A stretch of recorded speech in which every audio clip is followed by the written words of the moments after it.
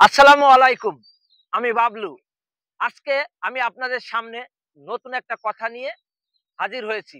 আজকে আপনাদের সামনে আমি গুরুত্ব বিষয় কিছু কথা বলব। আপনারা তো জানেন যে মাগুরার শিশু আসিয়ার বিষয়। আসিয়া যে এই যে ধর্ষণ হয়েছে আপনারা সবাই জানেন।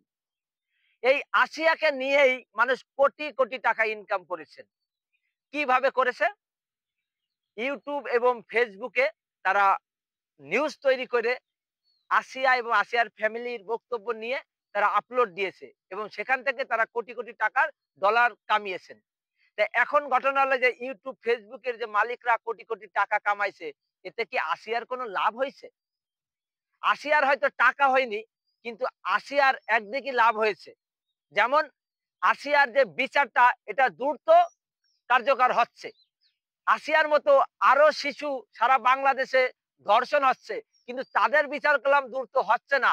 কারণ তাদের হয়তো মিডিয়ায় তাদের বিষয় জানাজানি হয়নি। অনেক লোক আছে তাদের মান সম্মানের ভয়তে তারা মিডিয়ায় প্রচার করছে না।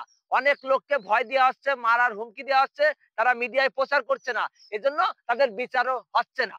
কিন্তু আসিয়ার এই ধর্ষণের বিষয় নেট দুনিয়া ভাইরাল হওয়ার কারণেই আপনার আমাদের সরকার এবং জনগণ নড়ে উঠেছে। এর জন্য আসিয়ার এই বিচার দ্রুত সম্পূর্ণ কাজ চলছে।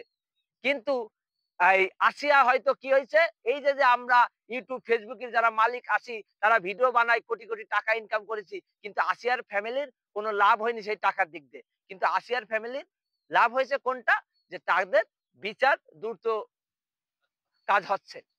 তা আসলে মিডিয়ায় যেমন উপকারও আছে, তেমন ক্ষতিও আছে।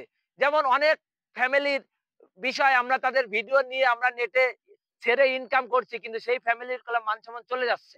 একটা শিশুর ভিডিও যখন আমরা নেটে ছাড়ি, সেই শিশুটা তো একসময় অনেক সময় বড় হয়, তাদের বিয়ে বিয়ে দিতে হয়, ওই নেট দুনিয়ায় এতে ক্ষতি হয় তাদের। তা আমরা সবসময় চিন্তা ভাবনা করব যে আসলে যখন তখন যে কোনো ভিডিও আমরা নেটে আপলোড যাতে না দিই। শুধু টাকার চিন্তা করলে হবে না, মানুষের চিন্তা করতে হবে।